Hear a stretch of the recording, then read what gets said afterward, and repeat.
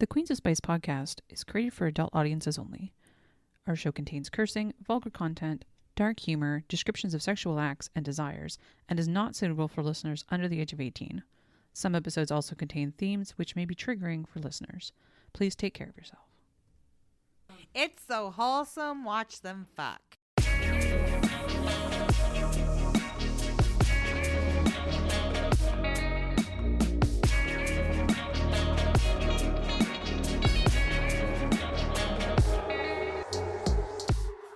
Welcome to the Queens of Spice podcast. I'm your host, Rachel Raggy Chew. I'm here with my two BFFs, Jack and Ash. Hi, guys. Hi. Hello. How's it going? Good, you? Oh, I'm so happy to be here today. We're reading a book on this very special Valentine's episode. Also, I love both of you dearly. Happy Valentine's Day. Happy Valentine's Day. We are reading Carnal Cryptids East Coast by Vera Valentine, specifically for Valentine's Day.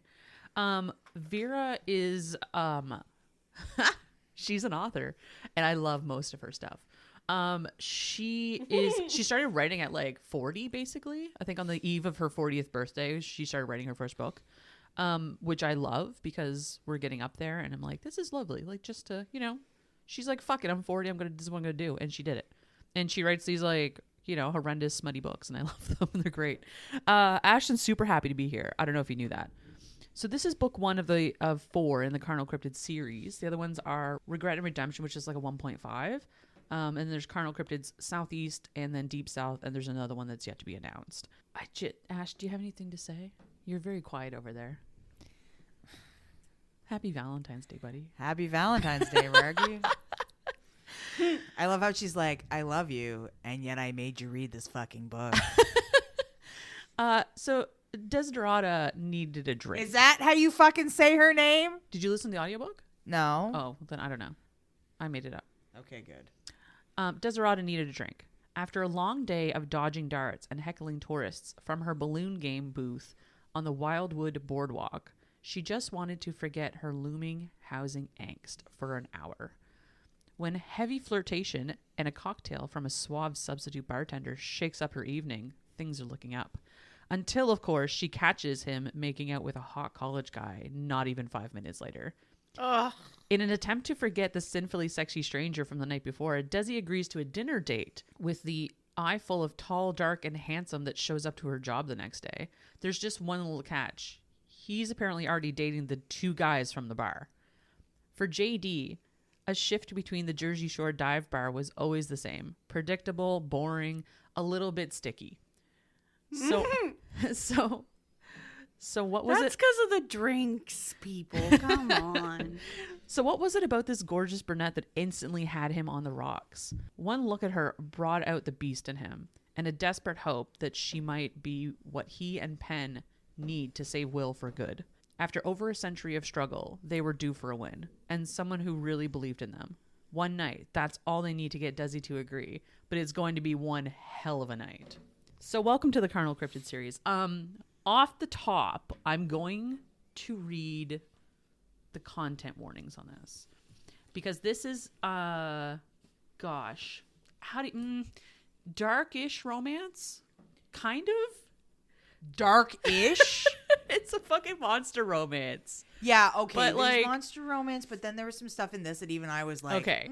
pushing. So tropes, triggers, kinks, and story themes per the author. This book contains explicit/adult themes and is intended for readers 18+. The story makes heavy use of dark themes that include violence, brief gun violence, dubious consent, trauma, kidnapping, being bound, magical coercion, superficial wounds, monster anatomy, power exchange, praise punishment, primal pursuit, murder, non-main character, brief suicidal ideation, non-specific, non-violent, and more. While no romantic sexual pairings of consenting adults need a warning scene, scenes containing group activities and MM content, including established polyamorous relationships, are featured throughout the book. There is a note here that says, some readers may consider the magical coercion as non-con. She said, I don't personally, but I mention it in the interest of full transparency. So this is like a heavy book. Magical Coercion. Is that like I give you a love potion? Sort of. It's one of the characters has an Mojo. ability to basically consume somebody's fear. And so by consuming their fear, they're taking away their ability to make a decision based on that fear. Okay. Not only that, but he's an incubus. He's an incubus, so he operates on sexual yes. desire and stuff like that. Yes, it is questionable. So Desi is a seasonal worker at the boardwalk on Jersey Shore. No, I have not watched Jersey Shore on purpose. Oh, okay. That's fair. Have you ever seen Jersey Shore? Ash? What about me? I don't know. Listen, you've seen some shit. I don't know. Don't come at me. Maybe you watched it the way I did. Drunk? Coerce. Against your will? It was non-con. Yeah. No, I've never It watched was it. dubious consent. It was dubious consent at best. So she's a seasonal worker on the Jersey Shore. It's called Wildwood Boardwalk. She's like 28-ish. She's a very kind of transient person, and that like she does this every year, and then she just kind of like doesn't do a whole lot in the off season, and so she's painted under the table. Like she didn't really go to school or anything per se, so she's just like kind of living her life. Oh, it sounds like my cousin. He just kind of like works all summer and then goes to Costa Rica for the winter. Just takes like odd jobs and works at like an Airbnb and gets room and board for free in Costa Rica. That's kind of rad. Yeah. I mean, if you can make it work, make it work. Right? So part of her issue actually around Airbnb, as a matter of fact, is that the place she's staying at is getting turned into an Airbnb. And so she's going to be getting kicked out. And so her plan is to go to, I think it was Pennsylvania. She was going to like just go find a place to live that's cheap for the off season. And her roommate, Jess, is going down to, I think it was Florida or something where her family's from. She's like going off to Florida for the winter. Okay. So they're planning on leaving at the end of the season, which is in like a couple weeks. So she, after one of her shifts, goes up to the bar. I think it's called the Parrot. And this is where she meets JD. Mm-hmm. And he's a very sweet boy. He's like the bartender. He usually works at the convention center for like events and stuff. But like there was a big cancellation because of some conflict or something was going on. So he ends up working here, just like taking a shift or two. And so he makes her this like on the house drink made from like some fancy shit because he's a fancy bartender. He does fancy stuff. And they get talking and they get like flirty, and she's like into him and he's obvious like into her. And so he spies across the way this guy who like looks kind of sickly and not doing well. And he's like, I'll be right back. I gotta go deal with this situation. But before that happens, they're talking about the Jersey Devil. He specifically says, do you believe in have you ever seen the Jersey Devil? Yeah. Is how he phrased it. Because the belief thing is really important in this book. So he goes off and this is, again, I should mention too, it's written from first person perspective across 4 characters. Ooh. And it's not a super long book. It's like 220 pages, I think. So. But it felt long. 268. Wait, that's sometimes a really good thing. No. No. She's such an angry elf. I'm being pleasant. You sound so pleasant. I am not being hostile yet. You're really good at it. So JD goes off and grabs his, like, takes his kid out back or whatever, and was like, he looks like he's like 20 or something. He's got like green hair. College kid. And whatever, he kind of disappears. So she finishes her drink. She's like, okay, well, I guess I'm gonna go. Leaves it like a couple of bucks underneath the drink for a tip. And then she's gonna go use the bathroom before she leaves. And as she goes down the hallway, she finds JD making out with this kid. I say kid, he's like 20 something, but like making college kid who's actually surprised, like several hundred years old, but that's fine. What? And so You know it's a Rachel book when everything was fine until he was several hundred years old. And you can always tell when it's a Rachel book is the way Rachel approaches it and the way I approach it. Yeah, Ashton's so enthused to be here. It's definitely a me book. So she's like, okay, sorry to interrupt. I'm just gonna go. And then she leaves.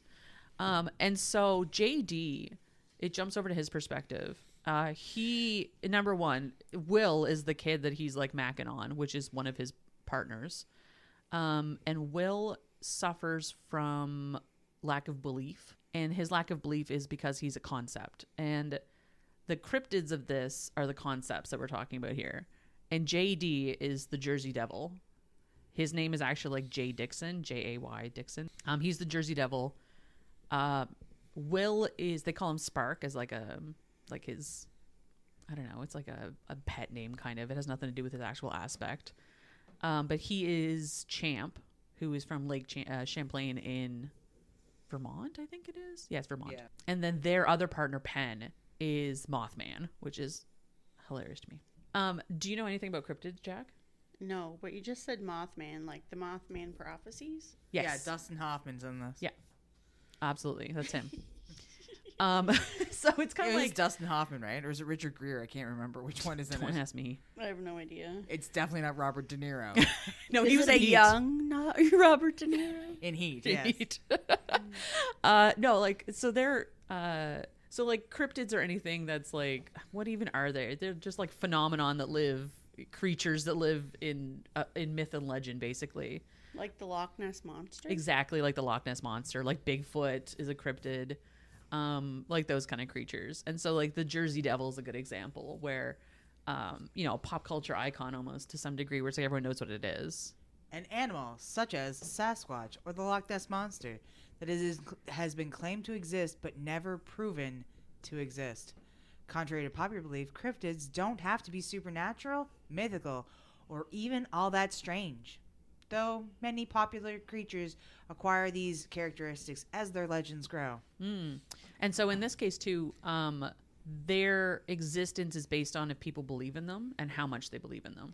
And so Mothman, for example, in this one, Penn, he is very powerful and he's like the leader basically of, or the protector of the East Coast. Like that's his region. And because in recent history too, Mothman has had such a huge resurgence in belief, yeah. And so like he's in a bunch of video games and like movies and TV shows and this kind of shit. And like he's in a Supernatural episode, like that kind of stuff. And so because of that, more people know about him, more people believe in him. And so he is very strong and powerful, as opposed to like as opposed to Will. Like not a lot of people know who he is anymore. And over the years, his concept has been like cartoony, as opposed to like when he was in his prime back in the day was like the natives. They called him, what was his name? Tatasok? Like the natives were like terrified of him. And so like that fed his concept. And like over the years, it's gone so diminished that like he's kind of fading away. And so a lot of people don't know who he is anymore. And so because of that, JD and Penn like try to top him up with belief when they can, because JD's concept, the Jersey Devil, he's part incubus, and so it works with his concept that he can siphon belief from Penn and give it to Will. And so they have this like triad together where they like work together to help Will out basically. Okay. They're a functioning family unit. They sure are. And like there's a whole backstory here of like how they met. Mothman basically didn't exist. Like I think he's like 55 years old. It's like a very young concept technically. Yeah. Such a road. Yeah, and like the Jersey Devil is like hundreds of years old, and then so is Will. But Will was in hibernation for like 100 years or something, like quite a while.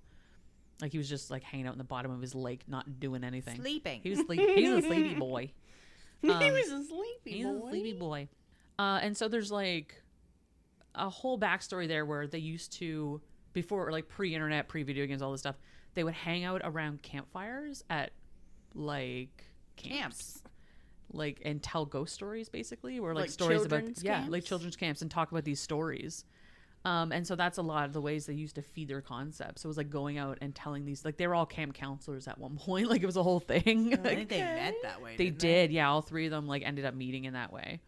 And they kind of get the inkling, like you're telling a story about stuff people wouldn't know about. Like it's very in depth, it's very niche. And so they get a connection from that way, and they end up JD and Penn end up together first, and then they find Will later. So yeah, that's the like cute little backstory, and they love each other. Like they're very wholesome, lovely to each other, I would say. They like doing naughty things. It's so wholesome. Watch them fuck. However, so JD comes home. That should be like the motto of our podcast. It's so wholesome. Let them fuck. JD comes home, and he comes home with Will, and they're talking to Penn or whatever, and he's going on about this girl he met. About how he's like believer. Well, because he got a little like siphoned energy off of her, and he's like, I think she's like a believer, capital B is how they describe her. He like licked her glass. Yeah, that she had taken a drink off the glass, and he like licked the rim, and he's like, I just got a huge like influx of belief, basically. Yeah, belief boner. It's exactly what it is. She believes in me. Capital B boner. And so, and she had mentioned, to your point, Ash, she had mentioned that she had seen the Jersey Devil when she was a kid through like a glass door in her aunt's house. And so she was a full unbeliever. She's like, no, I've seen the Jersey Devil. And it's interesting because like later on, he's like, when I asked you if you've ever seen the Jersey Devil, I was asking you if we've ever met before. Because I know we have. Like, it was just, anyways, it was an interesting little aside. Because I was creeping in your window. And when Rachel you were thought that a was kid. super wholesome. It was very cute. And super cute. Super wholesome, super The cute. context was not cute when they talked about it, but that conversation was cute. Basically, Penn is like, well, I'm going to go meet her then. Because if it's capital B believer, number one, we need to have her because capital B believers fuel concepts by just being around them. And like a lot of the time they garnish their energies from fear specifically, and believers just by existing around them like they generate belief to power their concepts, and then scaring them makes them a million times more potent. It was very Monsters, Inc. Yeah. Oh, for sure. So What if we don't scare them anymore?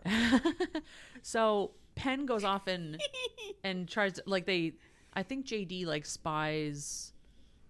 She's wearing an apron or something from one of the games, and he figures out which one it is. It's the color of the apron. Yeah, and it's they like play khaki the game whatever. of, oh yeah, she works for so and so because blah blah blah blah blah. Because they all know each other. It's like this boardwalk is like a whole community of people. Carnies. And very much. It's very much like seasonal carnies, except they work at like 8 months in one place. Penn goes off and meets her, and he's playing the game that she's running, which is a balloon popping game thing. Oh, I love that one. With the darts. Yeah, with the darts. And they're like chit-chatting and getting to know each other. And Penn has this interesting ability as Mothman to scent pheromones. Why? What about moths are like, this person's horny. Because they're drawn to the light, so they're drawn to the horny. Rationale. Good, yeah. So Penn picks up that she like is into him, and then Will comes over because he was off playing some arcade games and stuff, and then he comes over, he's like, I'm not really feeling very well, because again he's like fading as a concept, and so he like goes through whole days where he's not well, and so he comes over, and the night before there's a scene with Desi.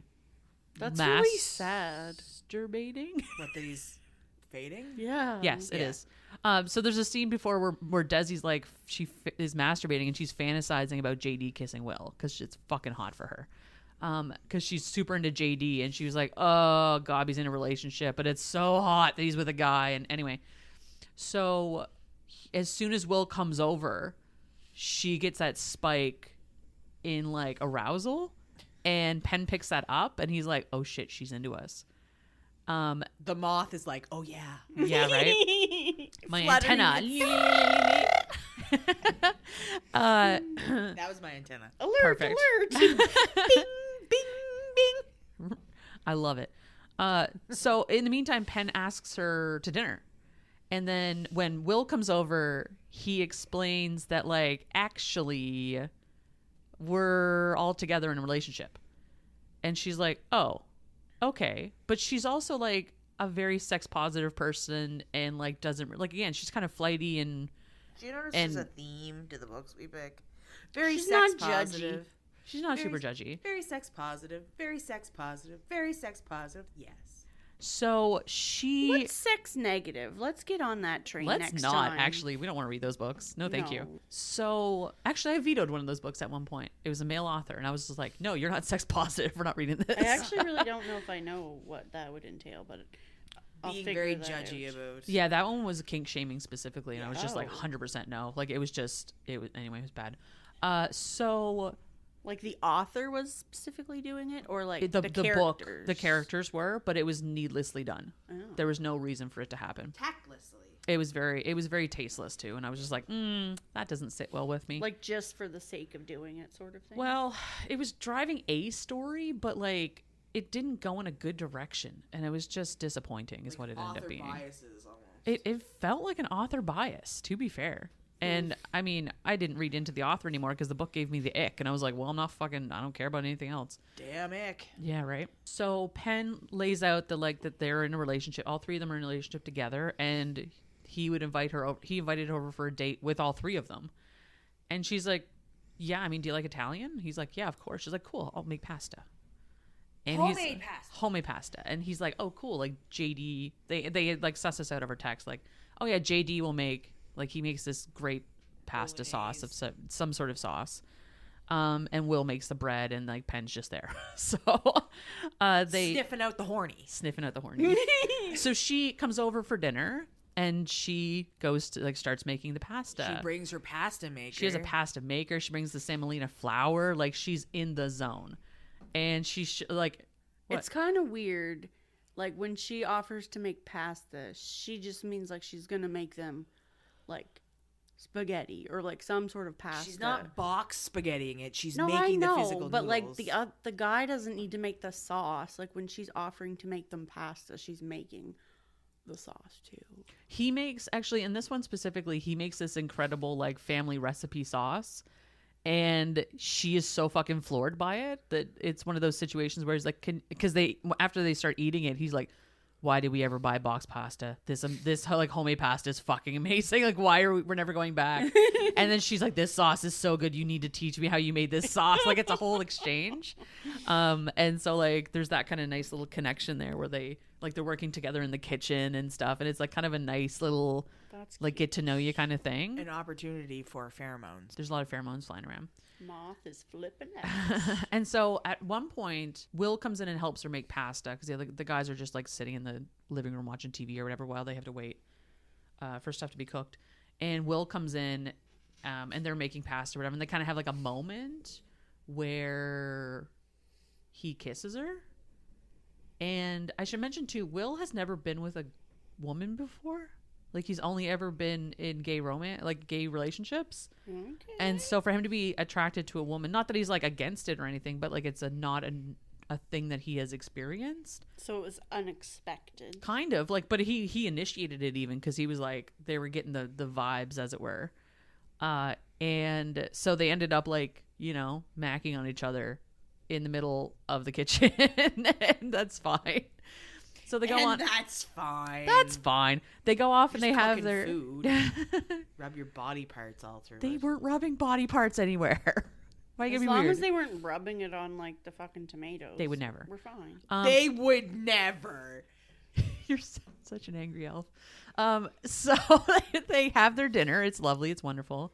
They're chit chatting and whatever, and then they go to clean up. And as they're cleaning up, Penn is kind of like in her space or whatever. And they get chatting and they get talking and he propositions her basically. And she acquiesces to that one. And then he's like, of course, well, I mean, do you want to go get the other guys to join in? And she's like, making out in a chair in the living room. Well, so he asks her like, would you be okay with them watching or like participating? She's like, yes, I would be perfectly okay with that. And so he takes her into the room to tell the guys that. And they're both like making out with each other on the chair and like, Will's grinding into JD but basically, and she's like, God, that's so fucking hot. And he's like, okay, guys, we'll see you later. Then I don't want to interrupt. And he takes her off to the bedroom and they're like, wait, what the fuck is going on? What are we doing? And sure enough, they go after him. They go after Penn and Desi, and they're like, okay, well, we're coming too. This is where we're getting into the non-con part of this.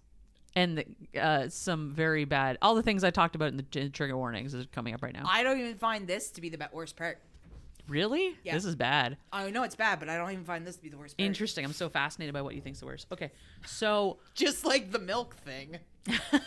What is the one thing that triggered Ashton so hard on this? Milk. There's no milk in this, though. I need to mention too that previously there was a scene at the bar where JD is working, and I think this was after Penn talked to Desi, because it's Penn and Will coming back to the bar to talk to JD. And there's this dude sitting at the bar, big, tall, skinny dude, very pale. And he's with somebody else who's a little kind of shorter, skinny guy, but very pale. And Are you specifying that they're pale because they're vampires? No, they're both concepts. Oh.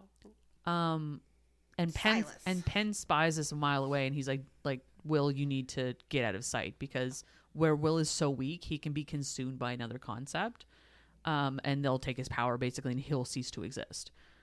So they're very protective of Will in that regard too. So anytime another concept comes around, they're like, squirrel him away, Put him in a hole. So the guy sitting at the bar, his name is Silas, and Silas is Slender Man.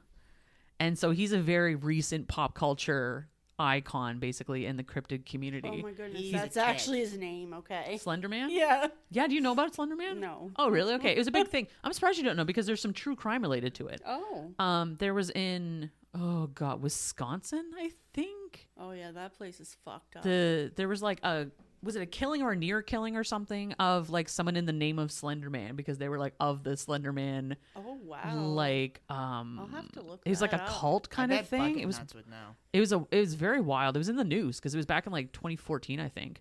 And Slender Man's been in a bunch of like video games, and like he's a creepypasta, right? Like from the internet. Right. A creepy what? Creepypasta? What does that mean? It's like an internet board thing. Let me look it up. Hold on. I need the actual definition. Pasta? No, Ashton. You are saying pasta, right? Yes.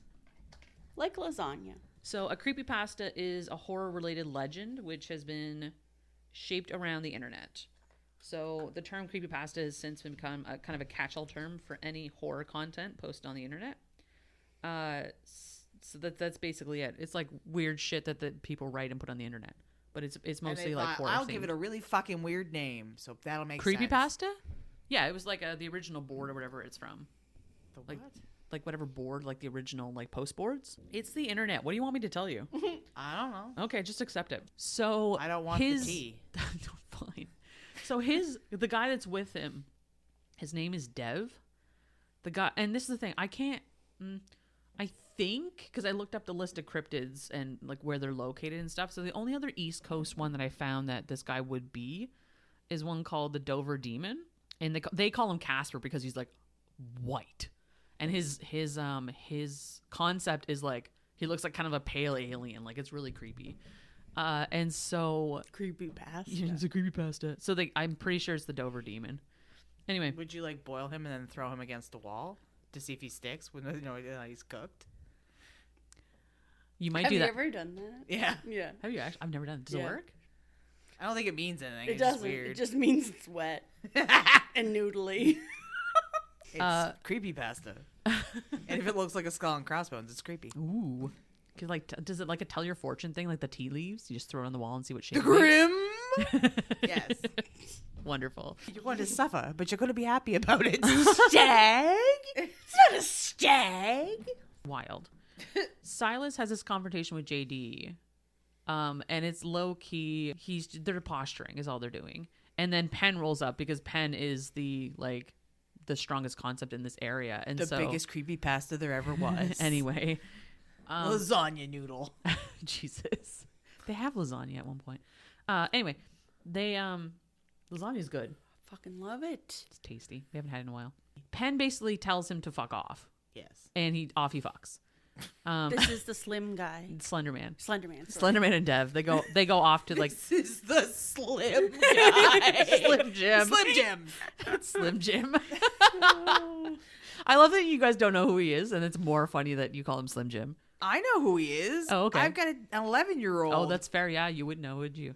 It's weird to me that like little kids are into that. Like it's not. I don't know. It's a weird one. His best friend was like crazy into horror for a long time, and it was one of those like he dressed up. Actually, one of the kids dressed up like Slender Man for Halloween last year. It's an easy costume. Yeah. Not if you're a fatty. It is.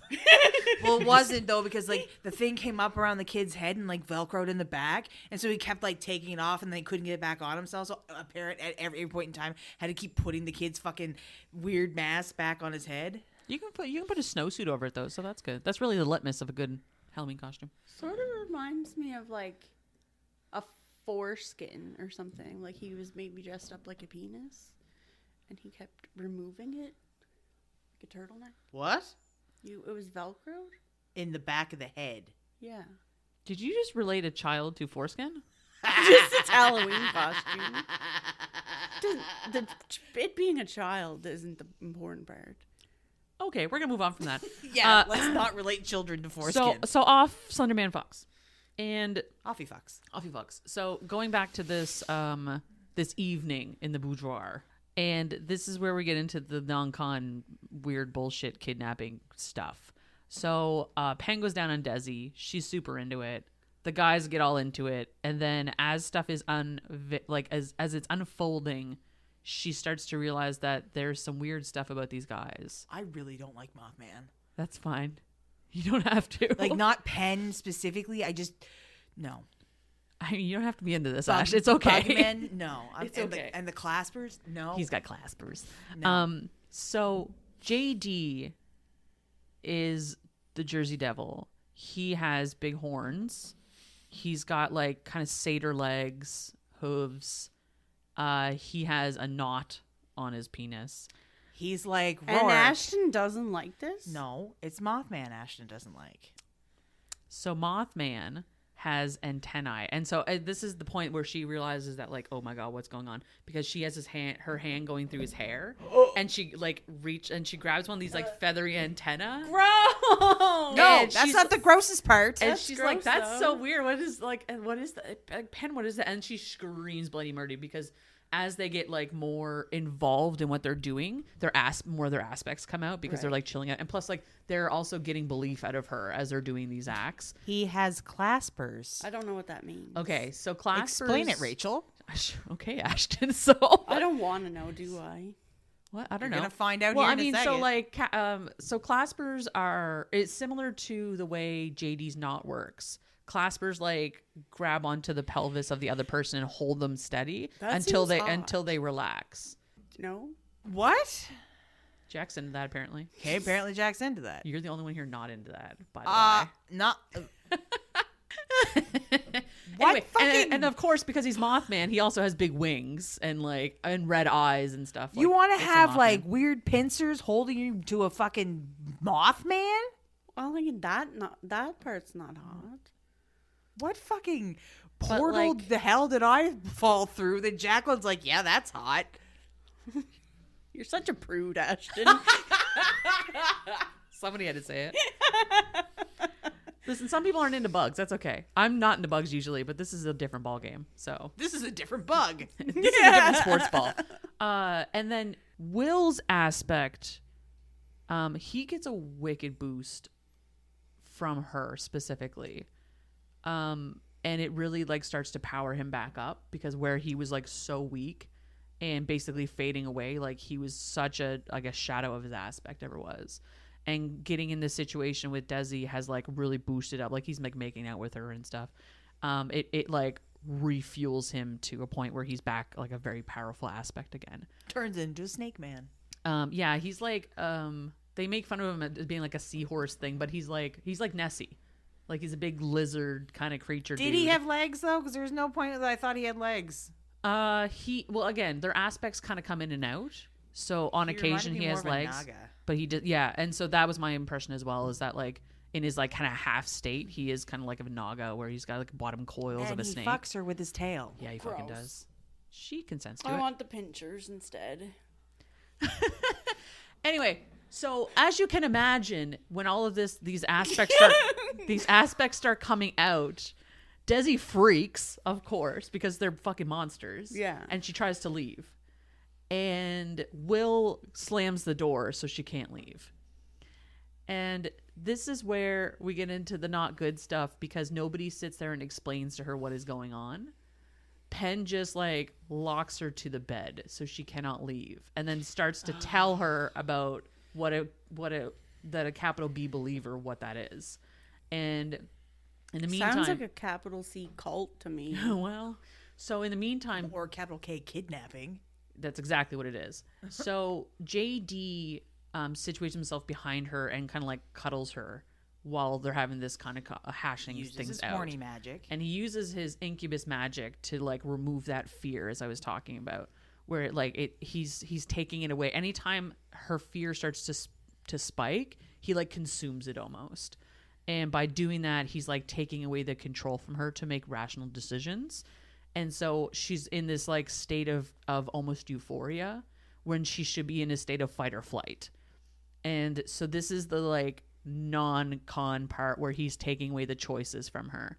You like the tea, you will drink the tea. Yeah. We will make you the tea and we will enjoy it together. And you have no say in it. So as a believer, capital B believer, they're supposed to, what's the word I'm looking for? They're supposed to like be part of a group or be part of like the concept's life. It's like a historical thing that has happened over the years where it's like concepts find a capital B believer and they form a bond and they're like mated basically. And that's a thing they both tend to want. And so what is going on, it's a symbiotic relationship. Absolutely. What is going on here though, is that there's a period where she needs to acclimatize to that. And Penn knows about this a little bit.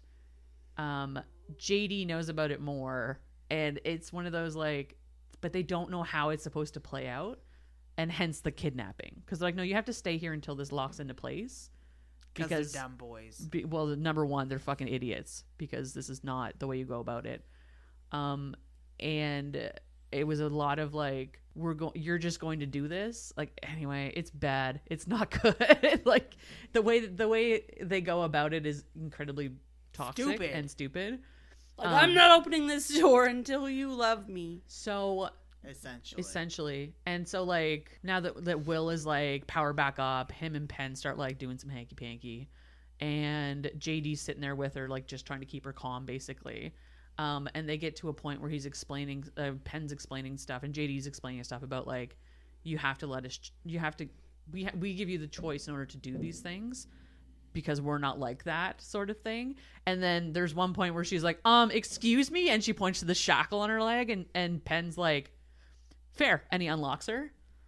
After she's like kind of calmed down a bit, but like, fucking, are you serious? And like horned up on the sex magic. Very horned up on the sex magic, because this is the thing too, because like I think JD early on is like, even if her, or no, it was Penn was like, even if her mind doesn't agree with this, her body certainly does, which is the pheromone thing, right? Where he's like, she is so into us, but like we all know this is bad.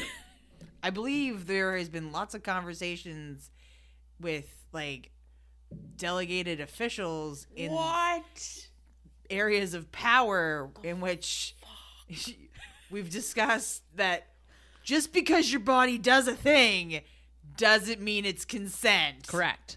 And this is when she's like, Penn, you just kidnapped me. And he's like, fair. And he lets her go. And but the door's still locked. Nope. And you're still being and pinchered. you're still horned up. So she, like, they go out in the hall and whatever, and they're gonna get some fresh air. And so she like makes a beeline down one of the hallways. Don't they actually have sex though?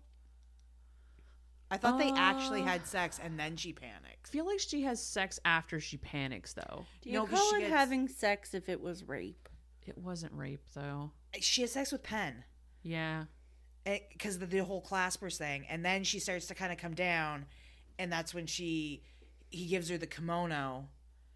And it's JD's kimono. And then she takes off. Something like that. There's a lot of stuff going on at once. And this is the thing, too, where it jumps back from everyone's perspective. It's hard to keep track of like the order of things. I'm fairly certain. Like she kind of comes down a bit. She had sex with somebody. She has sex with Penn because I remember thinking, oh yeah, Penn's the one that she's gonna, because the claspers. Yeah. And then the dread you felt. But I think that Will uses his tail on her at first to kind of get her going. Penn has sex with her.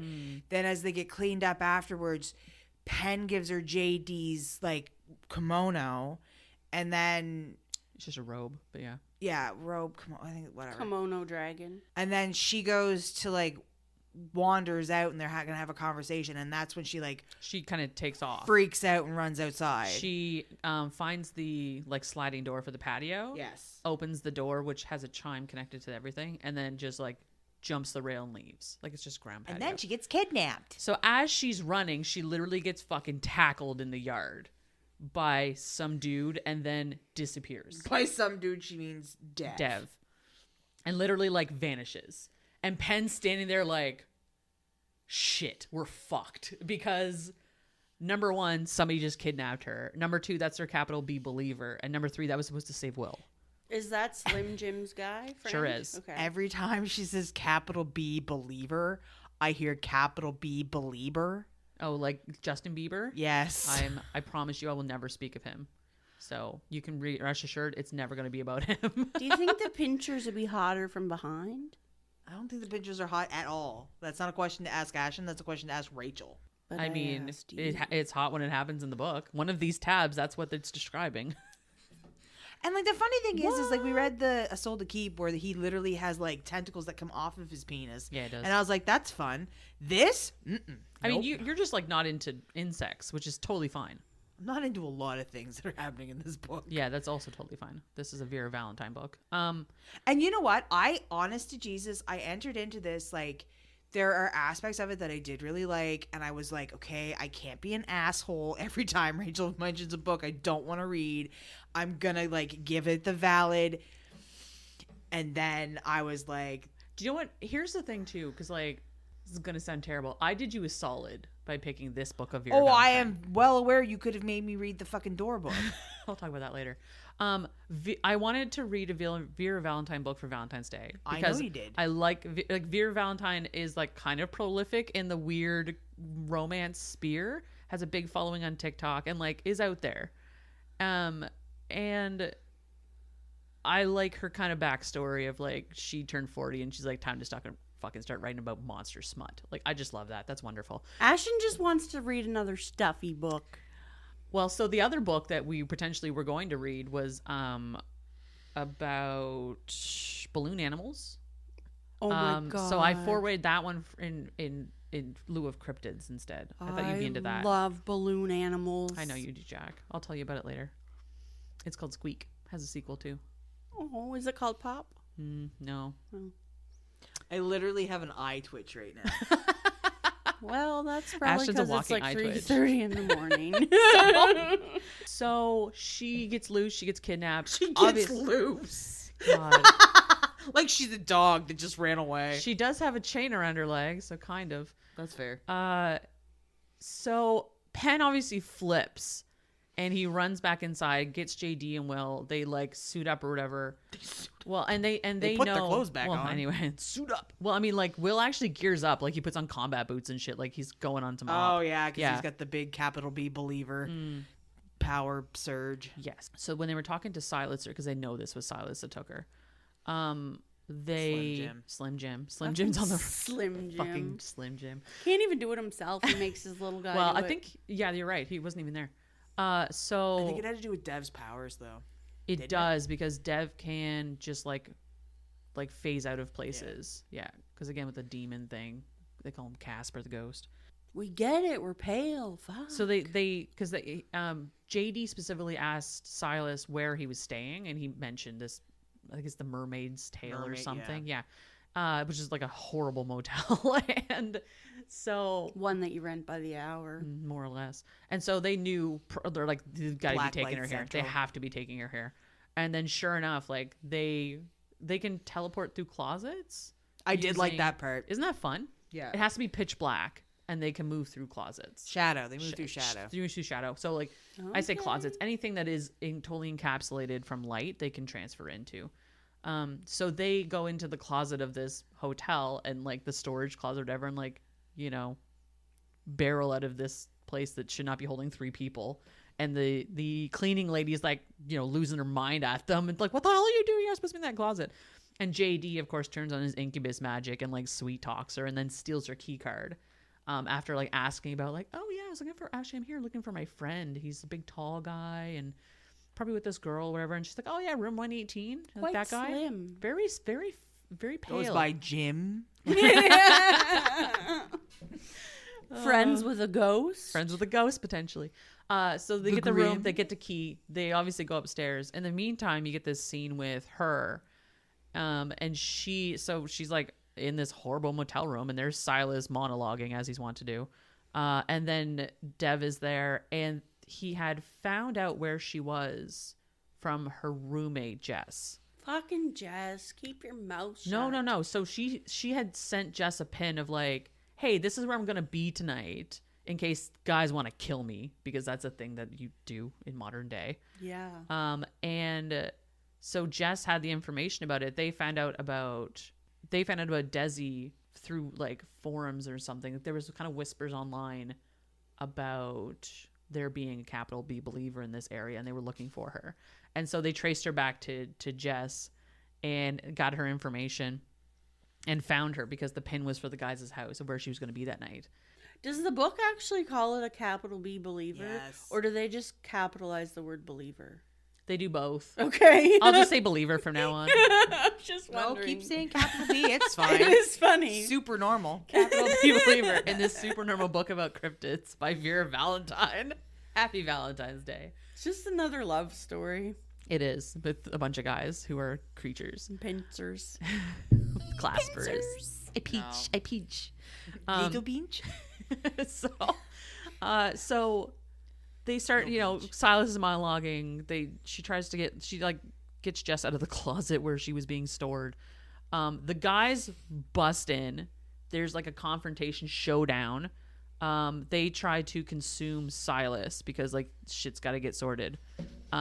Dev kind of like flips sides because he wants to protect Jess because Jess had nothing to do with any of this, and it's not fair that she's here. And he's just like leeching off Silas's belief. He's just a good guy. He's a desperate man, is what it is. Okay. He's a desperate concept. So is there just like not enough belief to go around for all these things, or Well, what's going on? A lot of it is like, have you ever heard of some of these things? Like even in real life, a lot of people don't know about them. So like they're fading away and they're just going to die. Have you ever heard of American Gods, the book by Neil Gaiman? Yes. Okay, And so TV show. Yeah, in the TV show, it's that kind of concept. Like they lose their power the less people believe in them. The more people believe in them, the more power they hold. That kind of thing. But wouldn't you think like the more there are of them, the more people believe in all of them? No, because the thing about the belief is that if you know it's real, belief doesn't matter because it's knowledge, it's not belief. And so they get fueled off of the idea that they exist. Right, Not necessarily because, and there's a part of this too because Desi asked that. She's like, why don't you just go back to your lake that you came from and like make yourself known? And it's like, what a fucking rude thing to say to someone. No, Why but don't you just go back to your Anyway. lake where you came from? Go back to your lake. Because her being rude about going back to their lake is worse than them chaining her to a bed and like not joking, and like They're different. coercing her into giving up her poontang. say that again. Poontang? Oh goodness. What a great word. Poon. I'd rather hear Rachel say capital B believer 1,000 more times than to ever hear you say that again. You're not allowed to say poon anymore, or it's being boycotted. So there's a showdown. Daydream believer. Homecoming queen. Dev protects Jess. The guys go after Slender Man, Silas, and JD gets kind of caught in the crossfire at some point and like gets his power almost completely sapped by Silas.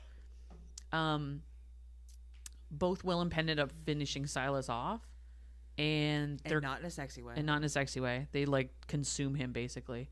Dev is left there like, you're next, buddy. Like, what the fuck? And then they kind of like show him a little bit of sympathy and leave him in the custody of Jess. So basically they take the chain off of Desi's leg and put it onto Silas's arm on the They're and they really leave big him. on consent in this book. Yeah, that's a thing. That's fine. JD is like, fine. that's fine. JD is like almost dead, basically. And Desi is like trying to wake him up, and she like cries a tear of some sort to like kind of revive him because like the fear and the sadness and all that stuff is what fuels them at their core. And She's so a fucking phoenix. yeah, basically. So she like basically like sheds a tear on him and brings him back to life, more or less. But like he's still like grossly underpowered and like very much fading away. So Penn and Will bring him back to his origin grounds, which is the Pine Barrens in Jersey. In order to fuel him up, They do some very sketchy shit. And this is the part that I had the biggest issue That's with, because the part before, okay, kind of dub Connie. This full blown non con. I'm sorry, there was no consent to this. Dub Connie makes it sound real cute, and I don't know if that's a good thing. So what happens is, and you're right, this is non con. Yes. They dump her in the woods. Who? Penn and Will dump Desi in the woods. Naked. They pull off her robe and close the door behind them of this like utility shed, lock it, and that's it. And they leave her there. And so she goes traipsing through the wood trying to find her way out of here. Like, it's pitch black, middle of the night, pine barrens. Like, not a good scene. Yeah. So she's going through this place. She's like got cuts and scrapes and stuff all over her. And eventually she comes to this clearing. And she hears like a weird noise and stuff. And suddenly there's JD in his like full-on Jersey Devil like form, and starts like chasing her down basically and pins her to a tree. So this part, and Penn, like, this makes it worse, of course, because as soon as he drops her, he's like, I'm so sorry, and then leaves. Like, that's literally it, and they leave because the rationalization behind it, which does not make it okay, the rationalization behind it is that in order to give him the most fuel to power up his aspect, it has to be true, genuine fear. So they couldn't tell her that this was going to happen. Couldn't tell her, in quotations, that normally I have no issue if a book is straight fact non-con. That's fine. You've told me the book is non-con, I will read it. If it's dub-con, you've told me it's dub-con, I will read it. If you outline your trigger warnings and whatnot, I don't have a problem with that. I don't like, I can read non-con and not have an issue. It's when something is portrayed as something and it is something else, and it just, am I making sense? Like, did they not say non-con in the beginning of the book? Or they did? That wasn't the part where she was talking about the non-con, though. I think it was the execution that I had the hardest problem with. Because, like, normally I don't, like, I've read lots of books that have non-con, dub-con, like, stalking, fucking murder, whatever the case may be. I've read I mean, the list, here's the thing. The list is very, very long. And it starts with, this story makes heavy use of dark themes. Oh, yeah, hands down. I think for me it was the execution of the dark themes that I didn't like. That's fine. And that was, and like, normally I don't have an issue with that. It felt so manipulative in a space where it was supposed to be like, they were supposed to have this like worship her, like she was supposed to be this thing to them, and she wasn't. Like, that was using her in such a severe way that I was just like, I have to seriously suspend belief in this to see how much they care about her. And this is the thing too, because like, and I could sit here all day and rationalize all of that out based on having read it twice and being able to deep dive into like the stuff going back and forth, of like, because they have those conversations down the road of like, this is like, she specifically was like, this is not okay because anyway, I'm jumping ahead a bit, but there's a part where she walks away from the whole works, and they have to concede to that because they're not like that, quote unquote. And they wouldn't like force her into this type of relationship. And so this part, quote unquote, well, but not all cryptoids. Cryptoids. Jesus. So Jesus. So this scene in particular, and again, like Vera gets away with it only insofar because we let her, question mark. I don't know. People you let her. I do, yeah. And so like, that's whatever. I knew what I was getting into when I picked a Vera Valentine book up, for fucking starters. And I don't want to justify it because it's not justifiable. But the way it's rationalized in the book is that she has to agree to it. She has to say yes. She has to ask for it. In all instances, they don't ever lay hands on her unless she asks. They don't ever start any sort of sexual interactions without saying yes. Sexual interactions, but consent goes beyond sexual You're not wrong. interactions. Listen, I'm just doing the facts. I'm not saying I agree with it. So in this case, he has her pinned against the tree, and he's like, ask for it. And she's like, yeah, like, please, JD, whatever. And they go have like basically ritualistic sex on like a dais in the middle of his pine barrens, and like lights all the candles. Like, she like goes through the process of lighting all the candles, and like it's a whole thing. And anyway, they have a big sexy time. He knots her, obviously, 'cause Jersey Devil.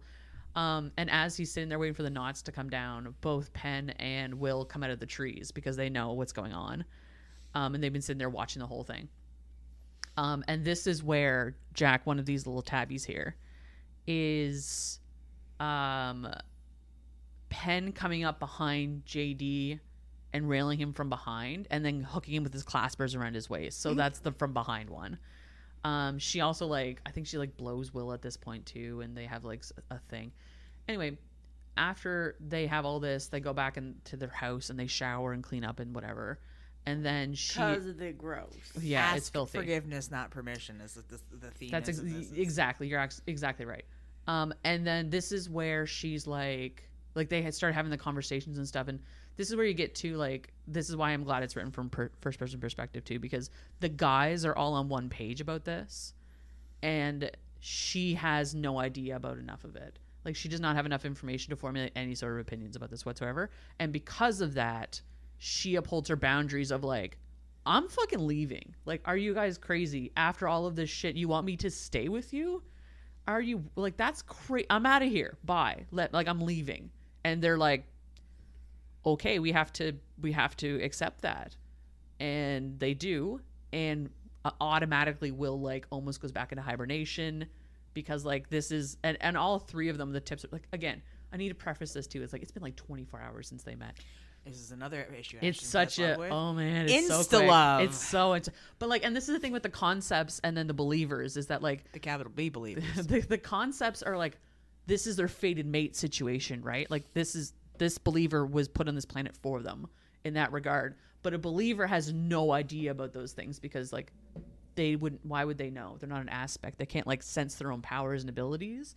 And so the three concepts are like, yeah, we love her, like this is our goddess basically, like we will treasure her forever and look after her and whatever. And she's just like, these are three fucking crazy monster bitches, what the fuck, I'm out of here. We're bye going to treasure her and love her always after we dump her in the middle of the woods, scare the ever-loving shit out of her, and tell her to tell us that she wants it while using our lovey-dovey powers to make her say it, right? Isn't he the one? No, I don't think he uses his he doesn't use the sex magic for that though. No, this is, and it's a thing that comes up later because she specifically asks him about it, and he's like I used it to again remove your fear from what was happening. It wasn't like making you do something, it was taking away an aspect that you should have factored in. And listen, again, I would rip into this if I thought that there was grounds to rip into it. No. There's no, but like... even, you don't think the whole taking away the fear thing is...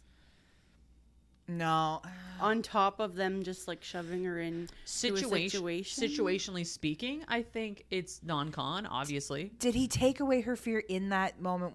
Oh, okay, he did. No, well, sorry. He did that the first time. Yeah, no. The first time. Not when... Not the rituals. Not in the ritual, no. Yeah, so no. Okay, that's what I thought you meant. Oh, no, sorry. In the ritual, like, he's, like... a full on his aspect. He has no like. He had very little control. Very little control. Like he had to like dig deep just to be like, you have to ask me. Like that conversation, they like very brief conversation they had. He like had to fight to have that conversation. So she leaves, and the guys basically fall apart. Will literally goes back to like sleeping in the bathtub, not going outside, not doing anything. And the book is over, and don't be a fuck because there are consequences, right? It's just over. She doesn't go back and save them, right? She says, fuck you guys, and leaves forever. JD... I would be a lot happier. Die. They all just die. They fade away. It's better to burn out than fade away, but they just, you know. So... That's not what happens. Nope. Actions don't have consequences, do they, Rachel? In the background of this... Jess and Dev start having a thing. Don't even get me started on those two. And Stockholm syndrome. Well, anyway, who has it? Well, it's very Jess is crazy. It's very interesting because she even cites Desi cites the Stockholm syndrome stuff several times in her own like inner monologues, and then like immediately overanalyzes it and then dismisses it. Which is she gaslights herself. Anyway. Oh, girl, I've been there. It's a whole thing. I'm not. Listen, I am not going to argue with any opinions on this. I'm just not. You're totally entitled to any opinion you have because this is a problematic book by an author who's cherished, in my opinion. But that's fine. So Did you just say she's a chair? she's cherished. Oh, cherished. I was like, no, Yeah. she wrote a book about a door, not a chair. Maybe she has a book about a chair too. I don't know. If she doesn't, she should. Balloon I animals. feel like and that would chairs. be better to have sex with than a door. So a week goes by, and the dudes are like in a state. She's like not sleeping. She's like overworking herself at work to like distract herself. Because she's fucking traumatized. She I mean, fair. has they when she left. Because it's only been a week. PTSD. So when they had left, or when she had left them, they had like given her like sweatpants and a shirt or something because her dress was wrecked. And so she has literally been sleeping in those every night. Like, I did find it funny that they stole fucking Slim Jim's like duffel bag and they're like adding it to their like hoard of ex-boyfriend's clothes so they can sleep in like baggy clothes. Like, you just stole your kidnapper's clothes and you're wearing it. All right.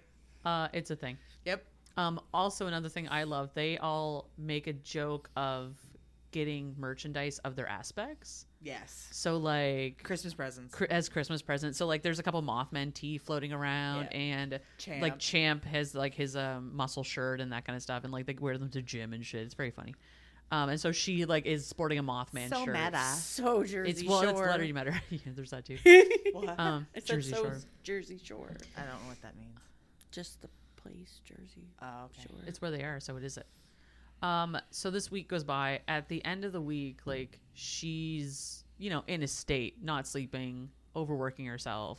What does she do again? She works at a balloon She's a carny. Right. carny Oh, right. game thing.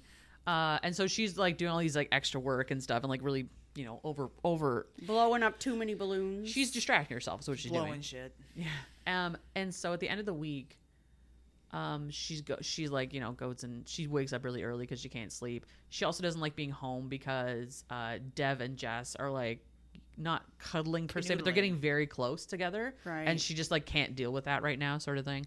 Oh, but Will goes and does the thing. Oh, I should mention that the day she leaves, Will panics and buys her condo. Because remember at buys her a condo. buys her the condo she lives in. Oh, So okay. One thing that Rachel didn't mention was that like the way that Will contributes to their like family triad dynamic is that he's really good with cryptocurrency, and so he makes the money and he like kind of helps provide in that capacity. They're loaded. Yeah, because he doesn't bring the capital B belief into the household the way the other two so do. he's the sugar daddy. Yeah. Little boy. with the big 100%. penis, little boy penis. Huge dick.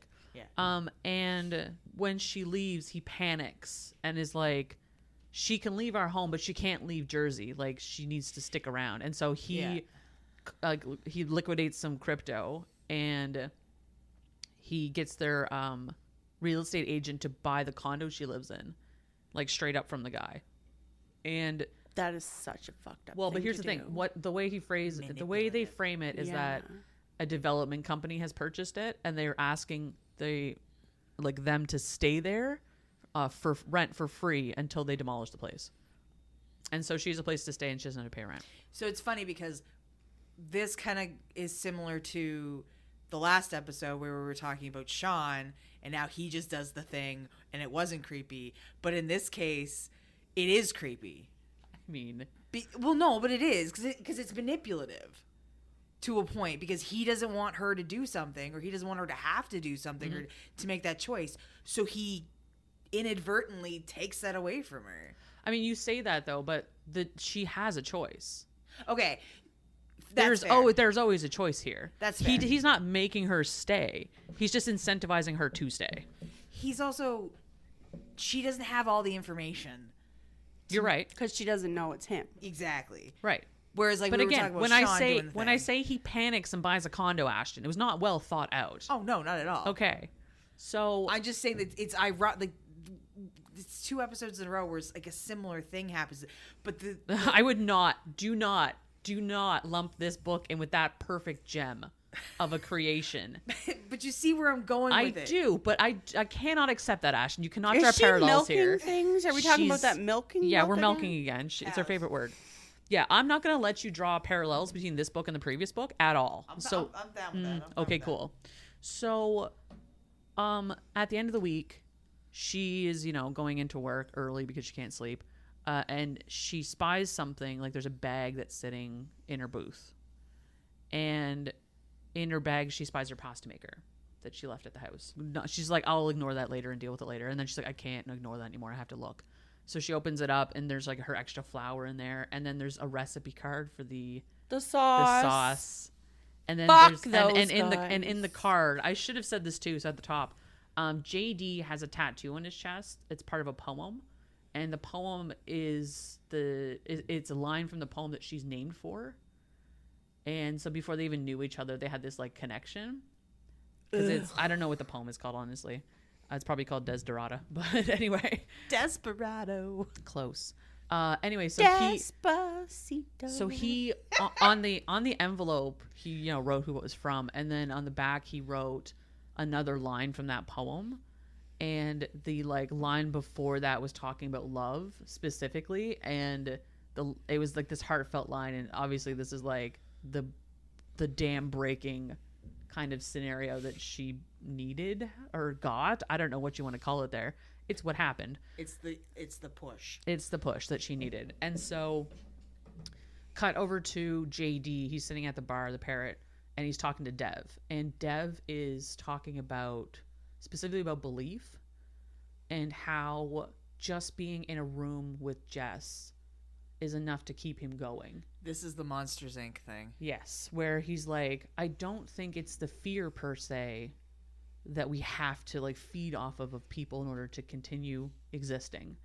And he's talking about specifically like he's spending this time with Jess where they're building this trusting relationship, and how just having the trust of somebody and who knows about them is enough to feed his aspect and keep him going. So they traumatized her for nothing. Well, this is the learning curve. Learning curve. Anyway, it's a hard curve.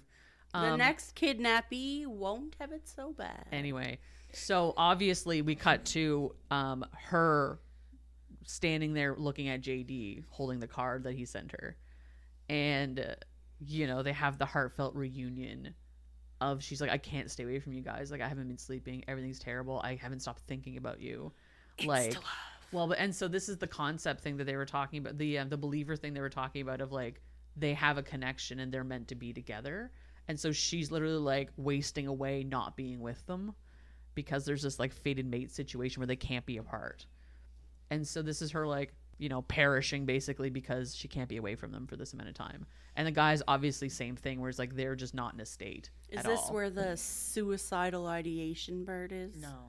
No. Oh. That came because when she left, and Will went into his like kind of depressive Bathtub state. situation. He would think he got into the mindset of like maybe he should just fade away, or was that before? Well, there was also the thing of like, it was previous to all of that actually, where he was like, you guys, like I was at the point where you guys should just consume me. Yeah.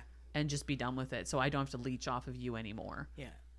And so like he was like, I'm better off dead in that regard, because at least I'm not a burden to you guys anymore. Like it was desperate. Dude, you're the one with the money. You gotta stick around. But even still, there's nothing you can do about that, right? Like there's a limit to what you can do. So this is where they reconcile, and she's like, I need to be with you guys. Like I can't be away from you. I just can't. I have to be with all of you. And JD obviously is like, thank you for fucking God. Oh my God. Like we need to go back to the house right now and tell everybody. And sure enough, they go back. They have like the reunion sort of situation. There's some like, obviously Will is just like amazed. Like he's so pleased by this. They go do some dirty things. That's shocking to you? This fucking girl, man. It's a roller coaster. And then red flag. They cut off to like I think they get like her and Will go take a nap, and then there's a scene with JD and Penn where they rail each other in the TV room basically. Do you remember that? And they like wreck the drywall and shit. Oh yeah, it's pretty intense. Yeah. Because their dynamics are all very different. They're very interesting because like Penn is obviously like he's a dom, and he's like kind of head of the everything. JD's the switch, and then Desi and Will are the subs. They're subs / brats, which is interesting. And so this is where we cut to like them together. They're going off to get dinner or something. They do like some sexcapades in the back of the vehicle and stuff, and Penn is like doming the whole time and all this shit. And then Will is getting like super into Desi too. Like he didn't have enough time to really connect with her and all this stuff, but he's super into sex with her too, because again, he's never dated a woman before, never been with a woman before, so he's like enamored by this, like to the point of, I think we talked about this previously too, of like he was looking up videos of how to like go down on a woman because he's never done it before. And so the first time he did it, she's like, oh, that was amazing. It's like, the first time I ever did that. And she's like, in a car? And he's like, no, ever. And she's like, what? Like, so impressed. In a car? Yeah, right? No. In the meantime, they're like driving through like a fucking toll area. Like, well, that was Penn fuck, because Penn likes to play games is what they phrase it as, because he's a dom. And he likes, like, he made Will go down on Desi, and he's like, you have to come before the toll booth, you have 5 minutes, like that kind of thing. Like he likes playing those kind of high stakes games. Anyways, it was a thing. Oh, she says she's into it. Well, that sounds fun. I like games. Jack likes car games when you travel. It's super fun. Who can blow first? It's like the alphabet game, and who can come first? Anyway, they go out and dinner, all that stuff. They ask her to come to New Hampshire. Is New Hampshire with them? I can't remember where it is, or Vermont or something. It's wherever the lake is. Vermont. Yeah, Vermont. They asked Desi to come to Vermont with them, and they're like, we realize this is like a short, like notice thing, and whatever, you don't have to, and all this stuff. And she's like, it's not that I don't want to, it's that like I would feel really bad for it, like I don't have a lot of money and this, that, and the other thing. They're like, no, we're looking after you, sweetheart. Like you're not obligated. We owe to, you. Yeah. Well, anyway, they're like, no, we want, like, you want, if you're gonna be our believer, like we want to take care of you forever. Like this is the stop believing. No. Do not bring Journey into Hold this. on to that feeling. Gross. Anyway. So that's the gross part. That is the gross part for me. Fuck that. So they go to the lake. Like she agrees to all this. They do this. They go to the lake. Oh god. Yes. This is where there's a big scene with Will, because he's back in his like his area of power basically, and he's like swimming around the lake and stuff. And Will and Penn like quote unquote sacrifice her to the lake monster, which is, it's not like, anyways. They don't actually. They didn't learn the first time. Now they're doing it, but it's a joke. But now it's fun game. Deadass, that's how it's framed. So anyway, and then so her and Will end up having like sexy times in the lake, obviously. Avi with his huge penis and his weird tail thing. Anyway, and then everything's hunky dory, and then they propose to her. She accepts, and they're like, if you don't want to marry us, or if you don't want to be with us forever, this can just be a nice piece of jewelry, or you can like actually say yes. And she's like, I say yes. This was very reminiscent of fucking Den of Vipers at the end, and they're like, you will marry all five of us together. Yeah. No, it's illegal. And so the epilogue is her, oh sorry, there's an epilogue, and then there's a super secret bonus epilogue. So the epilogue is Jess basically being like, receiving the photo of this ring, and she's getting married to these 3 guys she met like a couple weeks ago. Insta love. And Jess is like, that's fucking crazy, why would you do that? And then she looks over at Dev and she's like, like pondering it, and then that's when it cuts. The super secret epilogue, however, is, I don't know who it is. It's a random character. They don't give a name to them. They're like looking in the lost, they're trying to find their hoodie they left somewhere, and so they're searching for the lost and found in this place they're staying. And they come across, they're like, oh my god, there's my hoodie. It's on a cleaning cart from one of the cleaning ladies. And they grab their hoodie up, and like in the box below their hoodie is this like super expensive flash drive, like portable drive or something. And they're like, oh shit, because they're in town for a tech conference that got canceled. Interesting. And they scoop it up too, and then they load it up into like several layers of, I don't want this to touch my computer, security shit. They plug it in. They go through all of the like the file directory, and there's some interesting stuff in there because they're going to delete it, whatever. And there's one that's called slenderman.exe, and it automatically opens itself, and then it just cuts to black because Slenderman's never gone. And that's the end of the book. The end. So Jack, I'm going to get you to read something. Did you think I forgot? No, I forgot though. I reluctantly slid my fingers out of the sensational grip of her, reaching down to mix her essence with my pre-cum, leaking out of my cock like a faucet at this point, and slicking it over my shaft. She watched the movements of my hand, hypnotized by it, candlelight flickering in her dark eyes as her teeth worried at that biteable lower lip of hers. I stroked myself slowly a few times, burning the sight of her into my memory forever. I never wanted to forget this exact moment. I reached down and lifted her hips again, bringing them to the edge of the rock, positioning her exactly where I wanted her.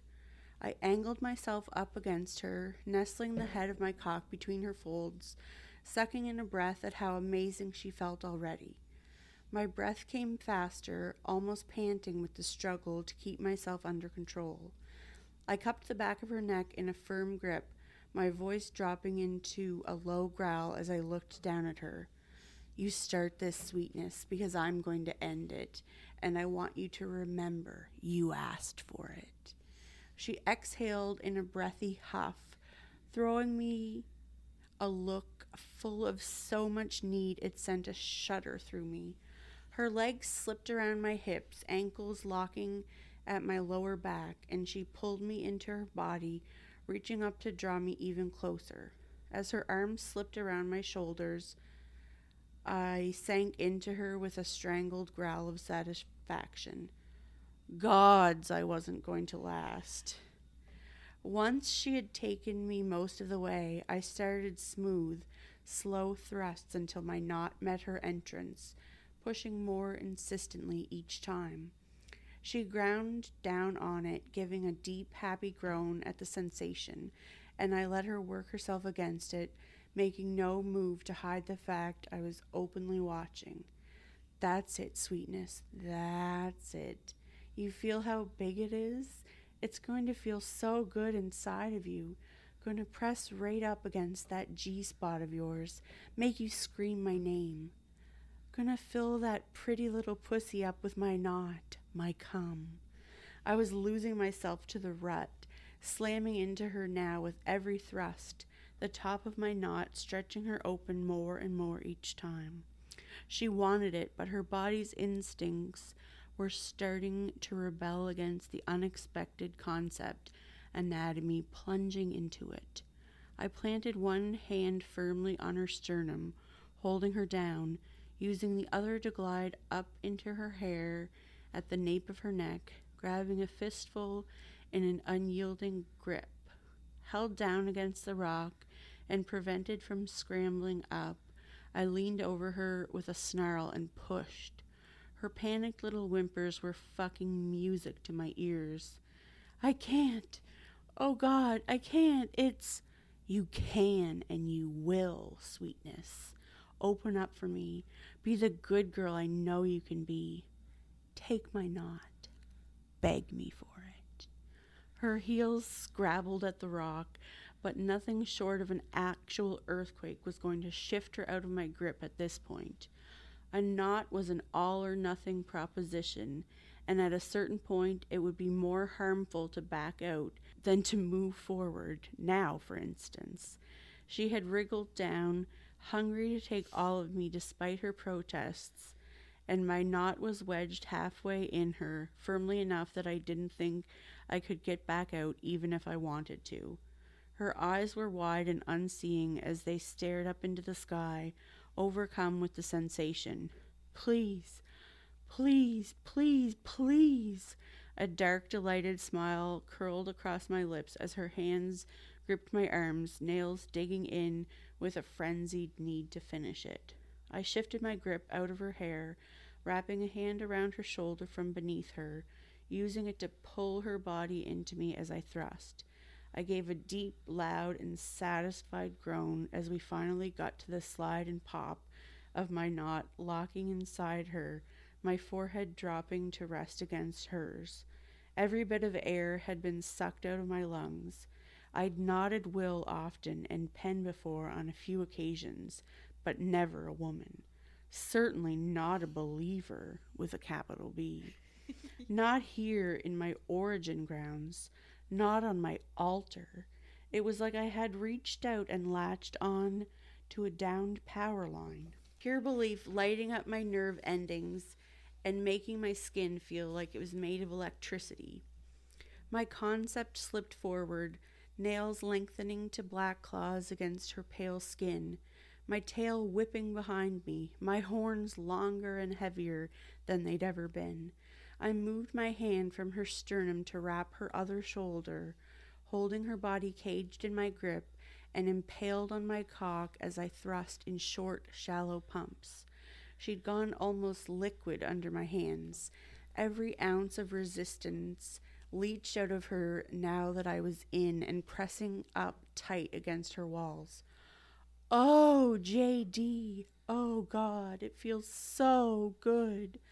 It did significant things for my ego to see how quickly she'd gone almost limp beneath me.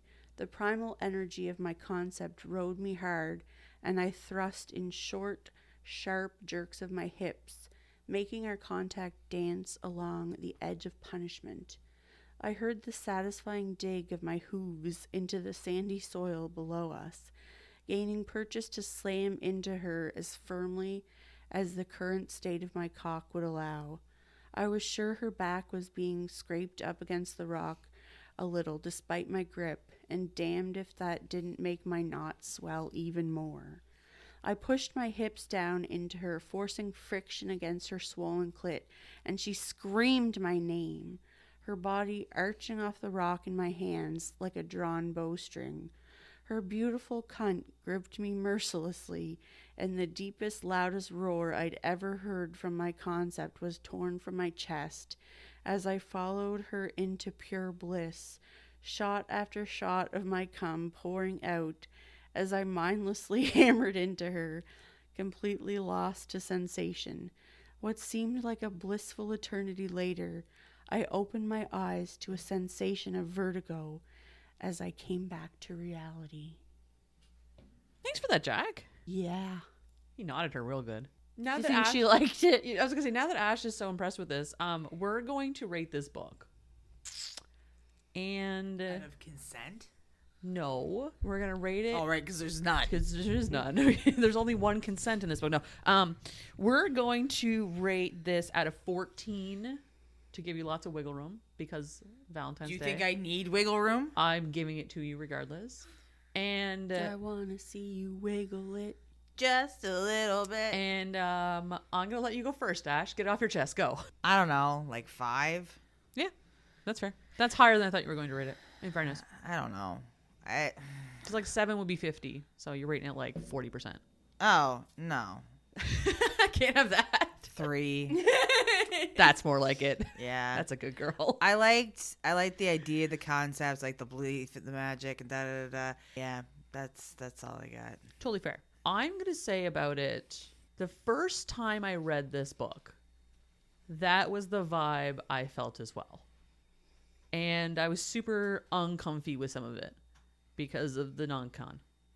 And then the second time I read this book, something I just did not care nearly as much. I don't know why. And that's not normally the case I go in these things. I always like double down on stuff. I like this is gonna sound fucking horrible. Go for it. If it makes sense, if it is pertinent to the story, if it is well done, I like reading non-con. And I know that sounds horrible. No, it's a thing. I mean, dark romance, that's like... I'm a whore for dark romance. Yes. I really am. But it needs to be done, in my mind, in my opinion, well. And I did not find that. Like, Still Beating, fucking brilliant book.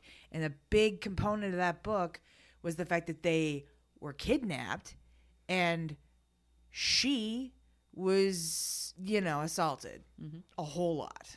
And he was forced to assault her. And like all of these things. Very dark content. Very, very dark content. But well done, in my opinion. This, no. That's so much worse for me when somebody is like forced to force themselves on someone else. It's a whole thing, man. Yeah. And it was like, it was a lot. It was a lot. It was heavy and it was a lot. You knew what it was. And I think what probably the nail in the coffin for Carnal Cryptids for me also was the fucking insta love. I was like, no. And I get why it was there. I do. I understand it. yeah, this is a Vera Valentine book. And I think, and just even like in my brain, that excuses so much bullshit. Rachel says that like it's supposed to mean something to me. Like I've read many Vera Valentine books. I'm like, She's such an icon, though. she started writing when she was like 40. It's amazing. Yeah, I get that. I do. Congratulations. She's one to of her. the most prolific authors of our time. Good job. I'm glad that you're doing your thing. I'm glad that there are people out there who like what you do genuinely. I'm not one of them, but congratulations on your success. Thank you for not making me read the fucking balloon animals. You're welcome. Balloon animal shifters. They're What? shifters. Wait, they turn into balloon animals? Yeah. Oh my god. No. There, get that for Jacqueline. Jacqueline's birthday book 2024. I'll remember that one just for you, Jack. So you said you rated 3. Yes. Did you have an opinion on this, Jacqueline? What are we rating it out of? 14 for Valentine's Day. Oh, right. Did you give it a rating? Not yet. Okay. I'm going to give it 2 for the pinchers. 1 for each pincher. It's clasper. Sorry, you're right, clasper. I like calling them pinchers better. Pinch. I pinch. Pinch. You can't see the she's doing the pinching movement. Oh, I love that part in Harry Potter. What? Where when Harry's on the Felix Felicis and he does the little pincer thing. Yeah. No, what we're talking about is the fucking Honda commercial, or it's a car commercial, and it's from it was in the movie theater, and the fucking crab walks up to the car and he's like, little pinch, no pinch. It's a fucking, anyway, don't It's worry. Funny. Amazing. Okay. 2. Amazing. And I like the pretty. She's pretty in the cover. Mhm. I'll give another one. 3. Yeah. No, Ashton gave it a 3. She did. Yeah. We matched on the last rating. Yeah. We all gave it a fucking 7, like a top score. How could you? Anyway. Yeah, I don't know. How did you feel about the part you read? Just like, here we are at another nasty romance. There's nothing. Yeah, like there was nothing very like exciting or I'll try harder next time for you. like no big deal about it. I mean, I guess knowing that because we didn't get like the part where they like set him loose on her basically, so that There was no milk. no milk. Not a drop to be found in this entire book. Not a milk to be found. We can appreciate that. Bonus for no milk. I still kind of don't really understand why like they can't all just exist, but whatever. And also it mentioned like non-main character murder. Was that when they got rid of that Silas, one guy? yeah. Okay. Yeah, Slim Jim. A Slim Jim. Oh, I do like Slim Jim. The slimmest of gems. Yeah, I'm gonna stick with. I might go 5. Okay. It's like 40%. That's fair. 4. You're on 4? Yeah. Okay. I'm straight up gonna give it a 7, which is 50%. It's getting barely a pass for me. I don't know that I need to explain what the ways that this book is bad. So I'm going to choose to explain the things I enjoyed about this book. Rachel's gonna go for the positive. I'm gonna go for the positive. We're gonna do compliment sandwich. The Bookend it, Rachel. Bookend it. I'm a bookend you, and with your consent. I appreciate that. You're welcome. Always Ask always me with if I'd like the consent. tea first. Would you like to be bookended? Yeah, I mean, Yes. I like the idea, like the world building's fun.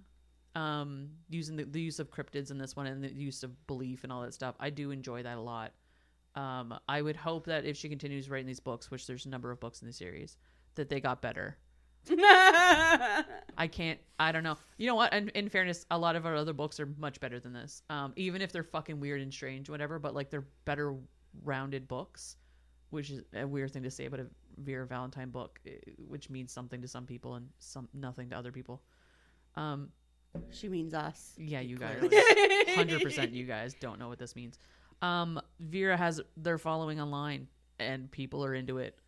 And I honestly love reading these kind of books just for like the shock bullshit value of like brain goes off, horrible, awful badness comes in, and I can talk to people about this and it upsets them, and I'm super into that. I get that. It's like kind of just watching like a shitty like B horror movie. Well, and it's in also Love and Life. well, and yeah, it's 100% like people are into B movies. This is my B book, like Yeah. capital B book. And like it's trash, and I really enjoy trashy books, and like, but not trashy romance Harlequin books, like awful books. Like give me some Chuck Tingle, give me some Vera Valentine. Let's go excavating for dinosaurs, like fucking Pumpkin spice latte. pumpkin spice latte. I just live for that shit. It's just, I don't know, I get a rise out of it. It's fucking hilarious to me. And so I really enjoy these kind of books. I don't know, man, that's my jam. That's all I got. 7 out of 14. This was the least bad of the bad, potentially. So that brings us to, I'm going to talk about another Vera Valentine book quickly. It's called Unhinged. And this got a lot of book talk rec back in like October, November of 2023. A lot of people like grabbed onto it because they're like, have you heard of this fucking book? And she wrote it not ages ago, but she wrote it like a number of years ago now. So it's not even new in that regard. It's short, it's like 71 pages, super short. I'm going to read the synopsis real quick. Someone's been watching Tana closely, but he's a lot closer than she realizes. From intimate moments to lazy afternoons on the couch, he's secretly seen it all and fallen for her along the way. The problem is that someone else is watching too, and his obsession with Tana is a lot more dangerous. When a man claiming to be her front door enters her dreams to warn her about the imminent threat to her life, Tana initially chalks it up to weird late-night snacks. But she rethinks things when her earnest visitor insists that he's also ready to protect her, in exchange for one hell of a favor. When Tana trades her best line of defense for an unlikely supernatural ally, the threat lurking beyond her apartment hallway starts getting desperate as the law closes in. Can her inhuman companions save her from the worst of humanity, or is it too late for both of them? So the Hey girl, I'm your door. so the Is that what I just heard? yeah, that's what you just heard. Okay. So Unhinged is a book about a door that is made from the tree that once upon a time Zeus fucked. He got real drunk, walked home one night, and fucked a tree. And Zeus, the tree, like, okay. yeah, the tree was a dryad, and the dryad, like at some point, the dryad passed away, and they chopped this tree down. And this door was made from that tree, so it's a sentient door, made of like sentient oak wood. And so it's there to protect her. And at one point, Hera comes by, like at the beginning of the book. Hera comes by, runs a finger along the door, and she's like, "It's time for you to wake up and like let's go get some shit done," because she was pissed off at Zeus. So she started waking up all of his kids, and this was one of them. And The door. Amazing. Yeah. And so she grants him the ability to go into Tana's dreams and tells her about the creep, because her landlord's a fucking creep, like to the point of the cops like end up pinning a murder on him. Like he assaulted a woman and killed her and left her in the woods, like bad guy. And he's looking to do the same to Tana. And so the door protects her from that. And the way the door protects, Jesus Christ, Vera, I love you. So the door convinces Tana to pleasure it. And so she, How do you pleasure a door, Rachel? she cleans the knob really well with disinfectant and then puts a condom on it, and then she fucks the door. And she brings it into life. And then some bad things happen. There's a shootout. He kind of like perishes, turns back into a door. It's a whole thing. Anyway, it's a wild ride. She fucks the door. That's all you need to know about it. It's actually really well written. I'm kind of offended at how reasonable it is. I feel like doorknobs are too Reasonable. high. Yeah. You'd need to like get on. It's an older oak door. I think she does kind of get on a chair. There's some. Or does she unhinge it?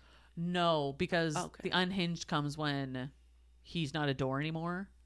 He turns into a human, and then they have to like get a new door. It's a whole thing. The whole thing is fucking unhinged. Not so a door, not yet a man. maybe the son of Zeus. Anyway, it's fucking wild. Read it. Go for it. 71 pages. You can do it. It's fun. It's a fun book. Unhinged. Unhinged by Vera Valentine. Ash, what do you? What a gal Vera is, I think. She's very versatile. Yes, that's exactly what I Very versatile Vera Valentine. I read Until I Saw You by Diana Roman, and I told you about this one. Okay. Riley Davenport is blind. He, you find out that he's blind as a result of an accident where he fell and he hit his head and his, issues with his corneas, whatever. And his girlfriend sucks. And Or doesn't, as the case may be. no, she hides his she's horrible. I hate this already. Yeah. Go on. No. Hate her, sorry, not the book. Hate her. So they're going to a party and she's trying to get him to wear this pink shirt. And he's like, I don't want to wear the pink shirt. And so he's like, get me my black shirt. And she's like, yeah, sure. So they go to the party and his friend's there and he's talking to his friend and he's like, what color shirt am I wearing? He's like, pink. And he's like, son of a bitch. Anyway, That's like one of my worst fears. being blind. Yeah. And having bucket nuts stress you. Yes. Yeah, that's fair. That's totally fair. There's Riley and then there's Harper, and Harper is escaping a very toxic abusive relationship. He has had the complete and utter snot kicked out of him. He works for this company that helps people who have lost their sight learn to adapt and all this stuff. And so Riley has fired everybody who has worked for him, and his girlfriend has been like, he doesn't need this help, and Harper needs a job. So Harper shows up and helps Riley, and Riley kind of feels like a heel because Harper's explaining all these things that he can do, but Riley turned the organization down.